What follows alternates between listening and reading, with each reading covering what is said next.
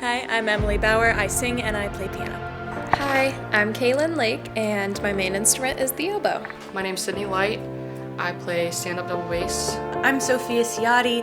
I play the violin. I've played for about a decade now. My name is Taryn. Most people just call me T. And I mostly sing, but I also play piano and violin.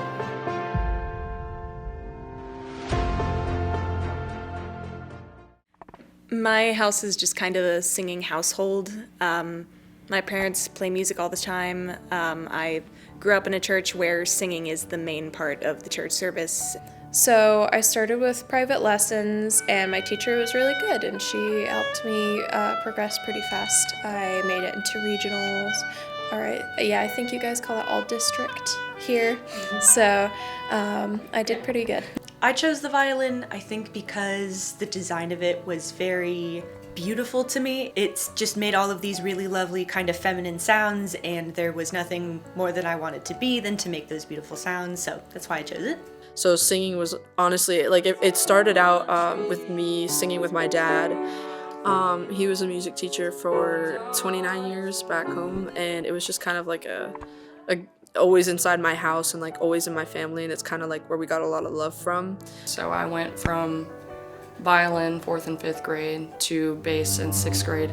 I would just look over at the cellos and the basses and be like, I wonder what those sound like. I had no idea what it sounded like before I touched it.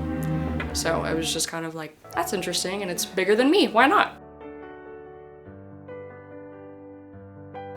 It was impressed upon me very quickly that if you weren't the best at your instrument, then that meant you sat way in the back and that nobody wanted to see you because you weren't good enough. Breath support has always been kind of an issue because I have asthma.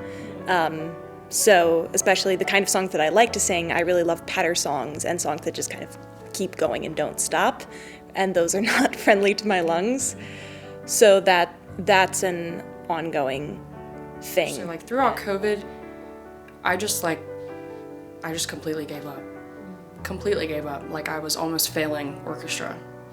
How do you fail orchestra? For voice, it was something I always wanted to do, but we could never afford it. So I think that was probably where the most struggle happened, was it came down to what kind of work I wanted to put in on my own time. The biggest thing of like choosing music I've ever done was choosing it as my major. I was definitely discouraged a lot because people are like, what are you gonna do with that?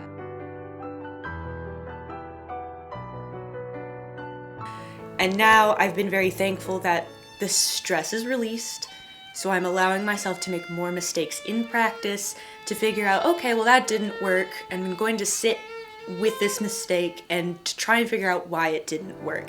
Even if it left me like wheezing every single time, I don't think there's a world in which I could physically, mentally, emotionally stop myself from singing. It's joyful. But my dream job is to write like video game or cinematic soundtracks, and I think that's like an untapped field. We only know like a few of the greats, and I want to be one of them, so. So every time I sing, every time, I play piano or I play violin or I do something with music, like that to me is one of the most permanent connections that I have with my dad, aside from our own relationship, right? But like, it's being away from family, being away from stuff like that, it really does keep me connected, and I feel like I owe my dad for a lot of that love that I have for music.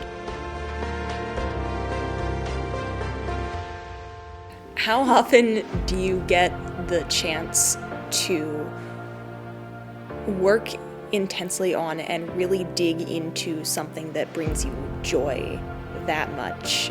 To have that much passion for something the way that I do, even after the breaks, even after COVID, even after 8 months of not touching it, not thinking about it at all. I just always end up back in music, always, and I probably always will.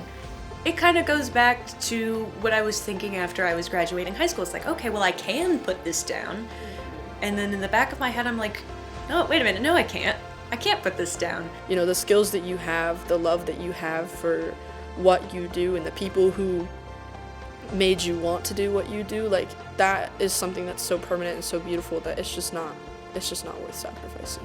I don't see myself ever leaving music.